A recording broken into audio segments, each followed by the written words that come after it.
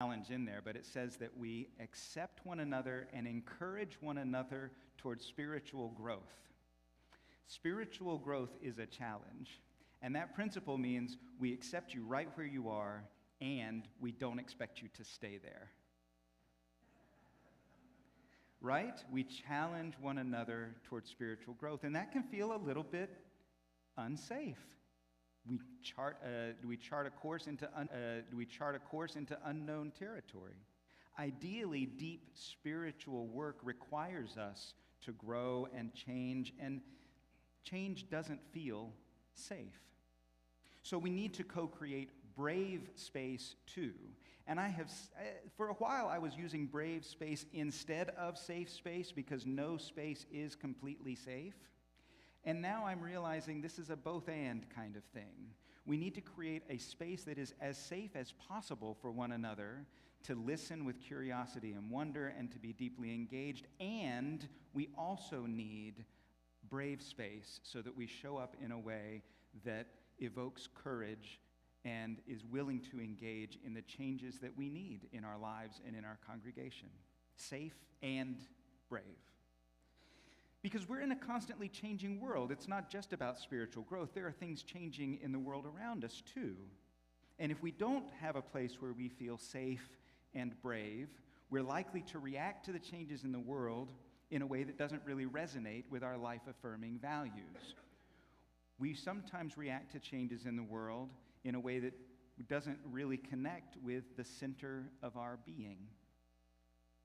Our values become less important when we are faced with changes that scare us. And when I say changes that scare us, that's another way of saying changes that we don't like, or change that makes us feel unsafe or uncertain. There are lots of words we might use. And sometimes when there are changes happening in the world that we don't like or that make us feel uncertain, we just tune them out. We say, I don't want to know what's happening because I don't know what to do about it. And it just makes me feel unsafe, or it makes me feel like I am so far out in my orbit that I don't know where my center is when I see all of this stuff happening. So we don't want to acknowledge that some things are changing because we want to feel a sense of safety and certainty.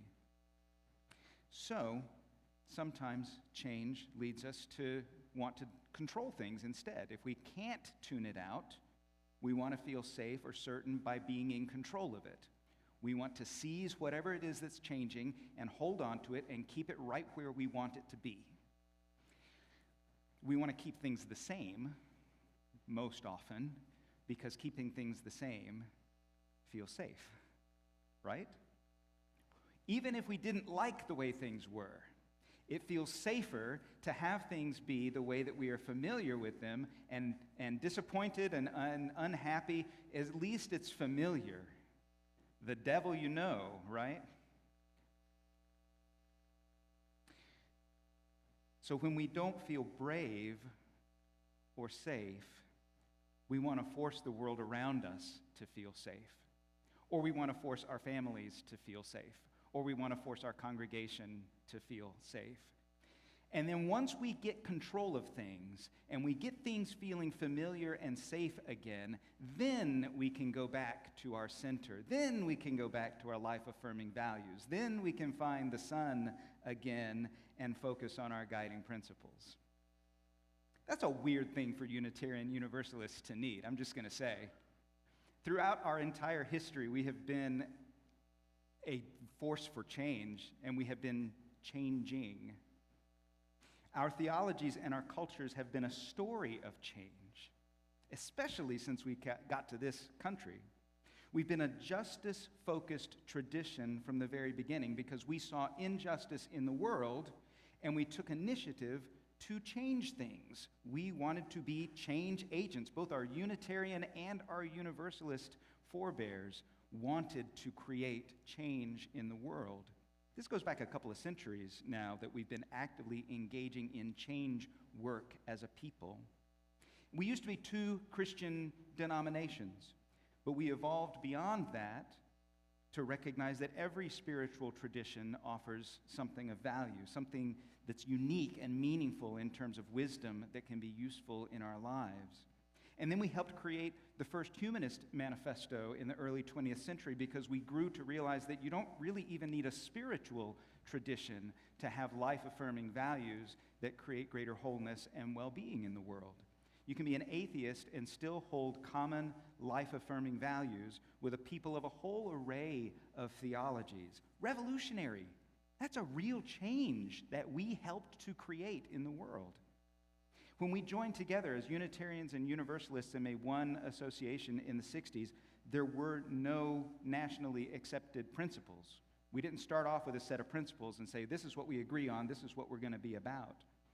The flaming chalice was a symbol, but we didn't even start lighting a chalice in our services until the 80s. And then in 1984, this idea of creating a purpose and principles and sources came about. 1984. As a religious tradition, we are babies. We are infants. We are still evolving and changing and figuring out who we are. We voted on including earth-centered spiritualities in our sources in 1986, and it became our sixth source. We've also changed the language over time. In the 90s, we changed the language of our sources to be less gender binary. First, it was less gendered, and then it became less binary to refer to the breadth of identity that we recognize. And then there's momentum to add the eighth principle, which we affirmed in May, journeying towards spiritual wholeness by working to build a diverse, multicultural, beloved community by our actions that accountably dismantle racism and other oppressions in ourselves and our institutions. That's a big change. And now the Article 2 Commission has been inviting dialogue about what's at the center of our faith in these times. As much as change makes us anxious and uneasy, change is at the center of who we are and what we do as a faith community, especially when it comes to our guiding words and inspirations. We are an experiment of spiritual community. We don't have a doctrine. We don't have a law that we have to follow. We have mutual promises. We keep trying things that seem like they'll lead us in the right direction, and we test them out, and then we change what needs to be changed, which is tough. Because even when we decide to change something, as individuals or as a larger community, even when we decide to make changes in our lives or in our communities, we might change for anxious reasons. We might get concerned that things are going in a dangerous direction, and we might change things out of that fear. Instead of connecting with our deepest values, we might say, oh, I've got to do something about this. And I say we might do that, which is to say, I've done that, and I would bet that you've done that in your lives as well. We get concerned about where things are going, and we make a hasty change to make our anxiety go away. We don't start from finding our center. We react. We react to change by either digging in our heels and trying to control things, or we react to things by changing abruptly and impulsively. And when we don't start from our center, when we don't ground ourselves in our life-affirming values, we give away our power. We have the power to create intentional, meaningful change that aligns with our life-affirming values. We have that power, but we give it away so often. We let something outside of us direct our actions based on how uncomfortable we feel. What we say we want at a really deep level is connection, to listen to one another, to be deeply loved and known and accepted with curiosity and wonder. We want to be a community where we embrace and affirm our differences. And if that's the community we want, we have the power to create it. But we can't give away our power to the things that make us anxious or uncomfortable. When we talk about people like Martin Luther King, one of the reasons that we lift up people like this in our society, in history, in our lives, is because they demonstrate that we have the capability of doing this. We think about Martin Luther King, and we see somebody who responded to the world around him from a place of being centered and grounded in deeply rooted, life-affirming values. Not perfectly. Martin Luther King was a human being like the rest of us. But we see the example in his life of what human beings are capable of being. And that's why we are inspired by these figures and we lift them up and celebrate them. The danger is that we lift them up and celebrate them like they have some special power that the rest of us don't have. So how do we allow our center to guide us through the changes, either the changes that are in the world around us or the changes that we see here in our community or that we even want to create? We spent a couple of weeks considering what's at our center as individuals, what we see when we look at ourselves through eyes of honest, divine love. And hopefully our personal spiritual practices bring us back to those things, the life-affirming values that inspire and empower us. Not just in peaceful moments when things are going the way that we want them to, but in moments where we might feel anxious about what's happening. And when I say we might feel anxious, I mean that we might be afraid of what's happening around us, or concerned, or upset, or whatever you want to call fear when you're anxious about calling it fear. Because being anxious is a way that we communicate with ourselves that we care about something. It's not a moral judgment.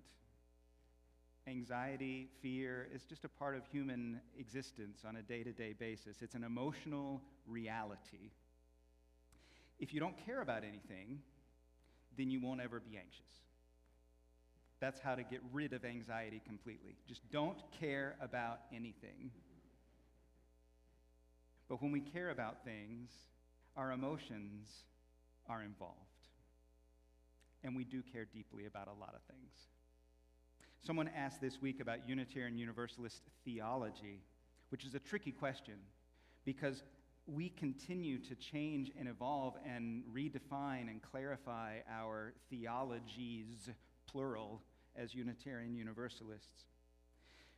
But throughout our history, I do think that there are some things that have been at our center as a faith tradition. And maybe some of these things are at your center as an individual as well. First of all, we lifted up love.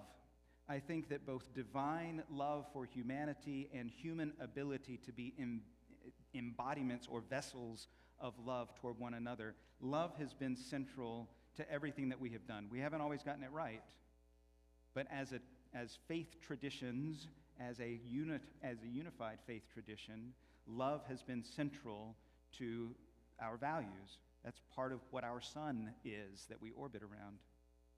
We also have a practice of original blessing rather than original sin. Whatever words we've used to define it, we have always affirmed that human beings are inherently worthy of love and belonging. There's nothing that we have to do to earn it. It can't be taken away from us. We are inherently worthy. Original blessing as opposed to original sin. We've also focused on the here and now. Unitarians and Universalists both were never that concerned with an afterlife. Universalists said everybody goes to heaven. That question is answered. We don't have to worry about that. So now what do we do? How do we create greater wholeness and well-being in this present reality, in this present world? Based on love and based on the idea that everybody has inherent worth and dignity, here and now. We've also recognized a plurality of wisdom. This image of wholeness and thriving is embedded in all of the spiritual and ethical traditions that human beings have invented. There's no single tradition or culture that holds a full image of complete truth. So we need to draw on everything in order to have a full picture. That's been a part of our sun, a part of our center as Unitarian Universalists. And therefore, since wisdom is everywhere, we've embraced a humility in our searching. Revelation is not sealed. We are never going to have the complete picture. We have an ever-evolving scripture. We're never done learning. That's been at our center as a faith tradition too. So when we think about love and having inherent worth, being focused on the here and now, having a plurality of wisdom at our disposal and a humility in our searching and learning, the thing at the center of all of that is our relationship with one another. Because we can't do any of that all by ourselves. It requires us to be in community, in relationship. Our human journeys are not solo endeavors. We'll talk more about that next week. So as we experience change in the world around us, how do we tap into these values as a faith tradition and respond thoughtfully and intentionally? Because if we don't manifest our shared values in moments of change or anxiety, then we're going to manifest something else. Namely, we're going to manifest things that are less life-affirming. Remember, values are what we care about. So sometimes what we value is seizing control of things and digging in our heels and making our sense of unease go away. That could be a value. I don't know that it's a life-affirming value. We might value protectiveness or defensiveness in reaction to change, but then where has our integrity gone? We give away our power. So if we can name our life-affirming values simply and understand what they ask of us, we can respond to change with greater integrity. We can keep moving in a meaningful direction even when things around us change. Not ignoring the change and tuning it out, but responding from our center, from deep roots that intertwine with a whole community of deep roots. So one brief example from last week's conversation, even though it was a little more focused than what we were talking about as a congregational covenant, it was lifted up that we see politicians stripping women's access to appropriate health care, and that makes some people here anxious, understandably so. We had gotten used to certain legal guarantees of access to abortion care, and now things have changed, and we have good reason to be anxious about what that means. So the question is, how do we respond from our center? How do we respond from our deep life-affirming values? Because we could just seek safety and validation with one another. We could just fret about it and complain about it and worry about it with one another and find solidarity and never actually act in a way that connects with our sun, our center. So how do we tune in to the core of our being and embody our deepest life-affirming values in the midst of this specific change? If one of my values is love, then how do I respond to this change from a place of love? If one of my values is deep connection with other human beings, how do I foster connection differently now in the midst of this change? Some of you thought I was going to give you answers, but I'm not. Because it might be different for each of us. We might witness this change and need to tune into our personal values and our values as a community in a way that looks different for all of us. And some of us are going to do things that are really, really visible in response to those deep values. And some of us are going to do things that nobody ever sees that still counts as deep spiritual work in response to this change around us from a deeply centered place. We're not going to say, let me deal with this crisis and then I'll get back to being loving and connecting, hopefully. But how do I allow who I am at my center to inform how I engage in the world? So why does it matter that we find our center? Because what is there allows us to move in the midst of change with intention and to continue to create meaningful lives and relationships even as the landscape shifts around us. And what's at our center empowers and inspires us to create the change necessary to build the community and the world that we really most want. A diverse community of connection and curiosity and acceptance and love. I did a lot of talking today, but we'll have a chance to do a little more interaction as we've gotten accustomed to next week. But for now, this is the great task before us. To be so committed to fostering wholeness that we tune in to our deepest values even when it feels like we want to tune out the things around us. Here's the task before us. To be so committed to fostering wholeness that we tune into our deepest values when we most need them to guide us. May we have the courage and the wisdom to do so together. I invite you to rise in body or spirit as we sing together hymn number 1026, If Every Woman in the World.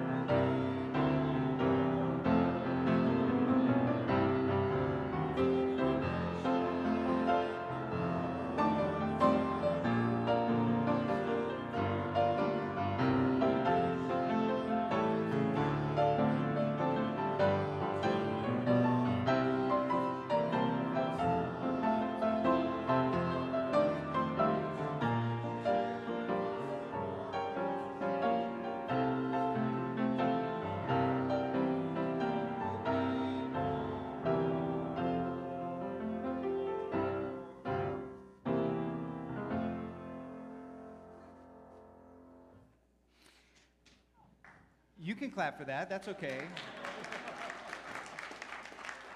If we're going to show appreciation, we may as well do it enthusiastically.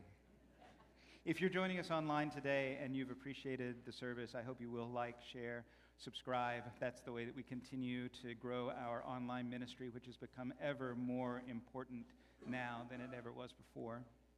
We do have some exciting things happening that I want to let you know about. First of all, the building is going to be closed tomorrow in honor of Martin Luther King Day. So if you had some event that normally happens on Mondays, don't expect the building to be open for that tomorrow. Hopefully all of your groups have gotten emails about that. I just wanted to remind you. On Thursday, January 26th, there's going to be a Widening the Welcome session, and that there are going to be details about that in your newsletter.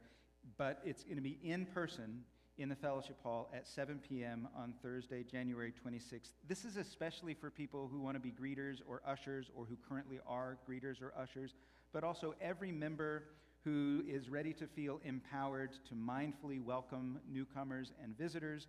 Learning just a few simple skills can make a big difference in whether someone finds a spiritual home here. So that'll be Thursday, January 26th. The following day, there's going to be another full-day workshop here, because now that we have affirmed the eighth principle, we've said that we're going to continue talking about that and exploring what that means to us. And so we have a workshop called Sending the Right Signal, which is facilitated by Soul Focused Group. And it's going to be here on Friday, January 27th from 10 a.m. to 4 p.m. And if you can't do a Friday workshop, you can do the following day at West Shore. They're going to reprise things. We are not the dress rehearsal. But on Saturday, if you can't make the Friday workshop, on Saturday, the 28th, you'll be able to attend at West Shore. It's a one-day workshop designed to develop tools to build solidarity within ourselves and human solidarity with others, to inspire us to make a more equitable world and affirm everyone's humanity, including and especially our own, which is a definition of beloved community if I've ever heard it. Today, we have our Soul Matters Adult RE conversation moving to the library. It has been at a table in the fellowship hall. We're going to move it to the library today if you're looking for that conversation, where we'll go into more personal detail about the subject matter of the service today.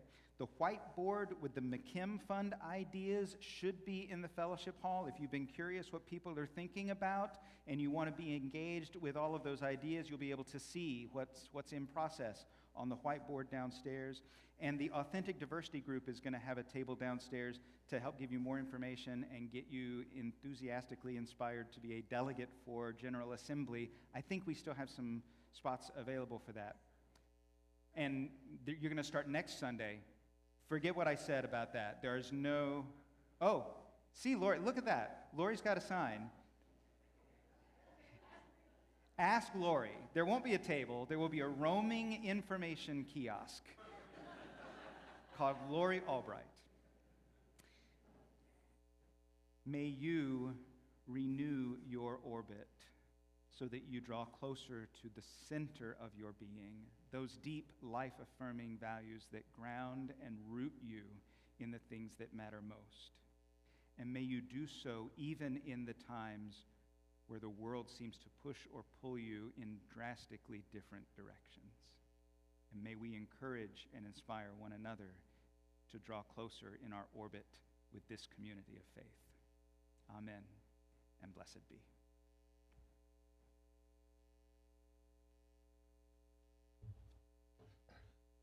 As our service comes to an end and we extinguish the chalice, please share with me the words on your yellow pew card.